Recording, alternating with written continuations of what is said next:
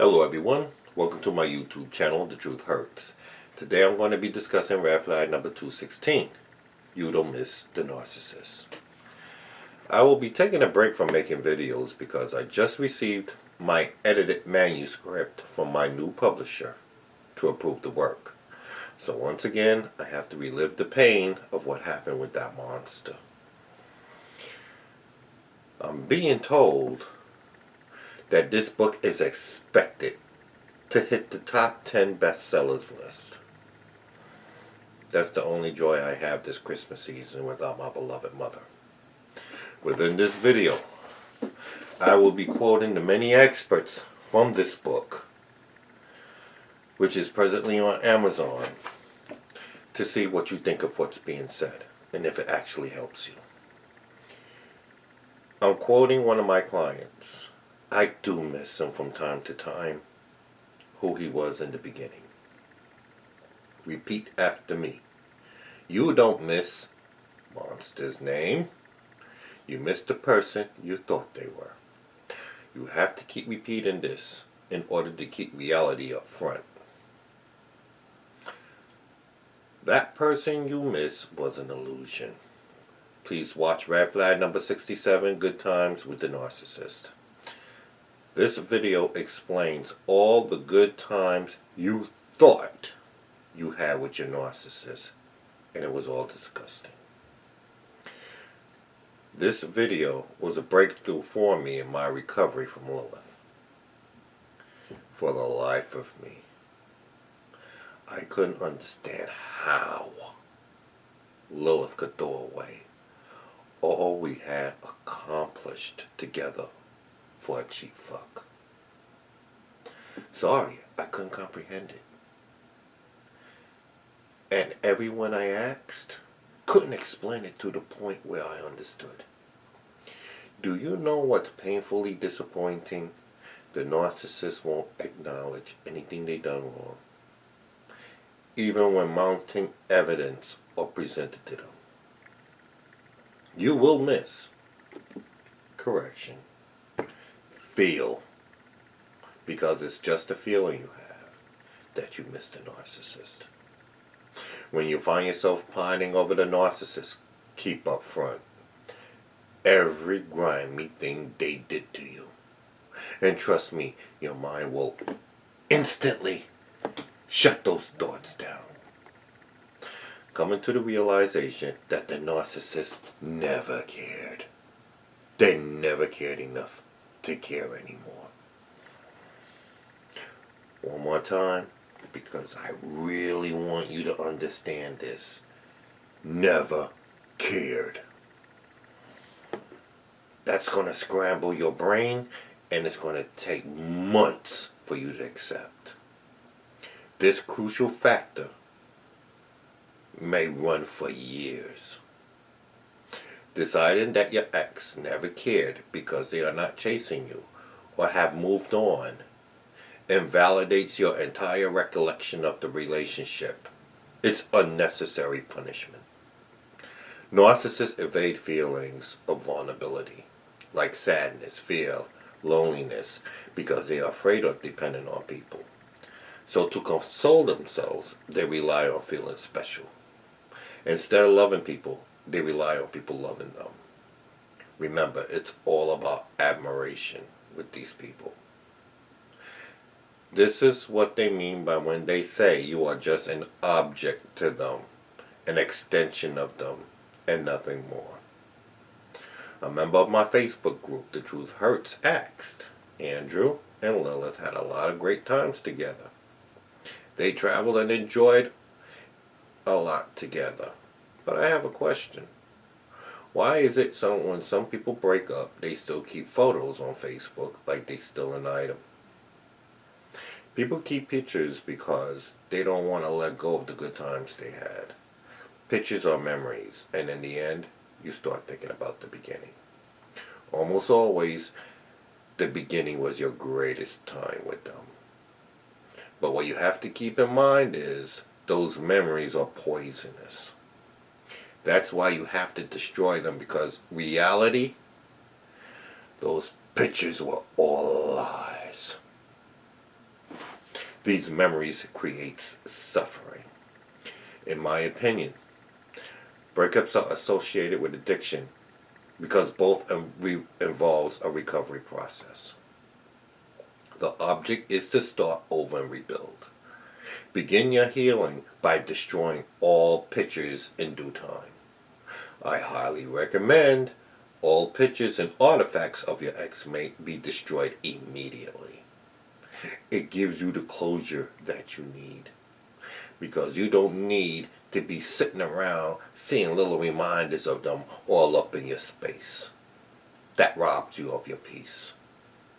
Some people say I talk about Lilith so much that if she attempted to return, I would take her back.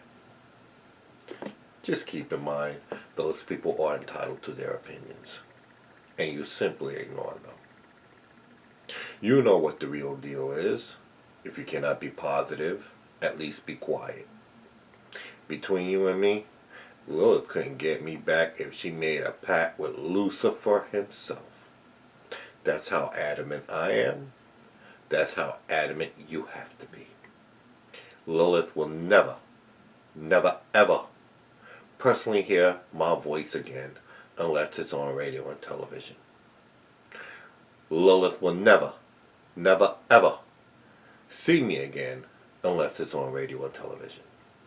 Lilith will never, never, ever talk to me again unless it's on radio or television. Lilith will never, never, ever see or talk to me again unless we're in court.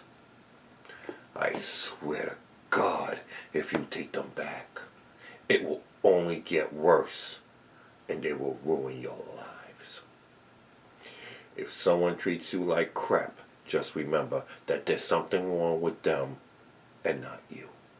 Normal people don't go around destroying other human beings. I'm going to tell you another truth about myself.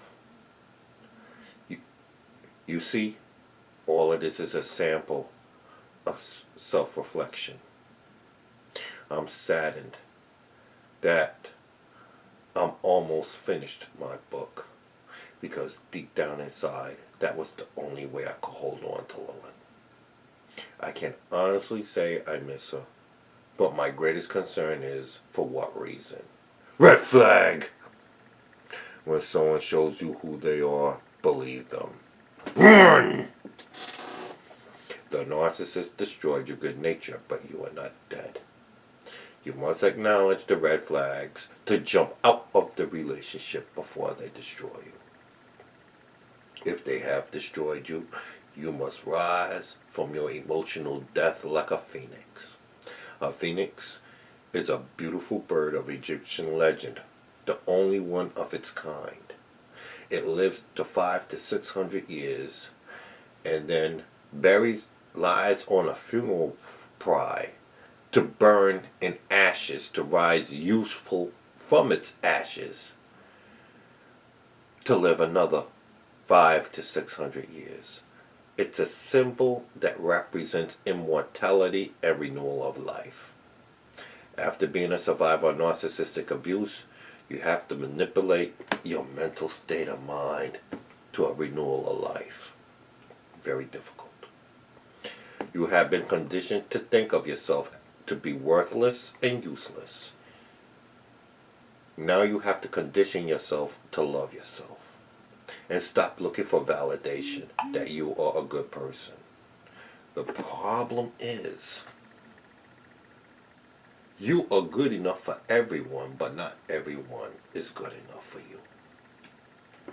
That's the mentality you now have to adapt. The narcissist led you to believe that you are beneath them.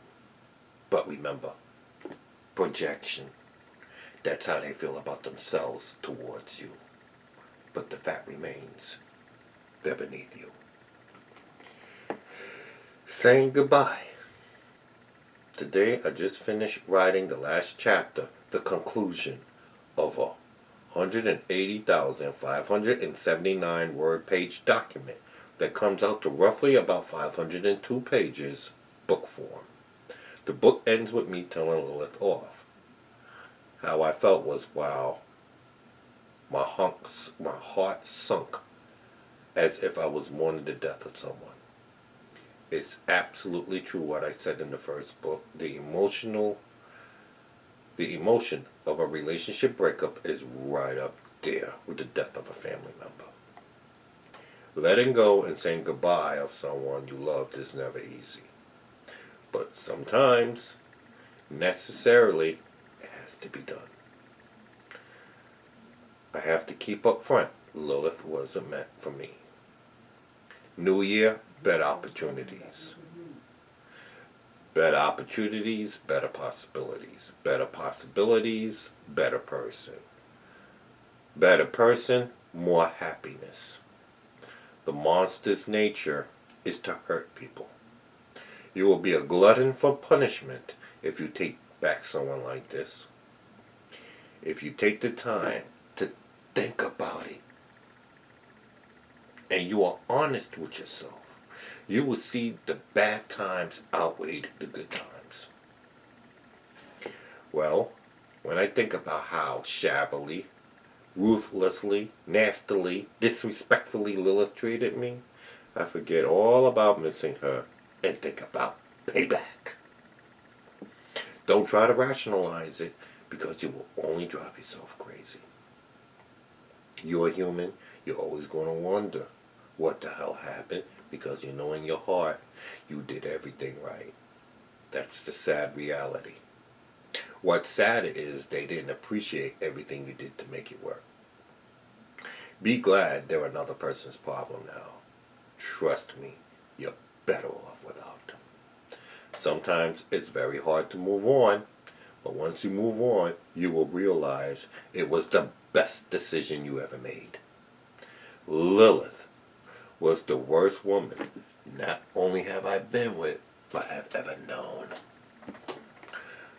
When you allow the wrong people into your life, things will come up missing like joy, peace, love, hope, faith. Yes, people steal these things too, especially a narcissist. There will always be 3 types of people in your life: who helped you in difficult times, who left you in difficult times, who put you in difficult times. If none of these suggestions helps your pain, remember this: the narcissist is sick. They have narcissistic pathological disorder. They lack empathy and remorse, thus they can do anything to you and not feel bad about it. If you keep this up in front, it should help you some. However, due to the fact that these bastards know exactly what they're doing, it makes it hard to use sickness as a justification. I said this before within my book, and I'm going to say it again now. Don't try to understand the concept of what happened. Just accept the reality of the fact that they were playing games and move on.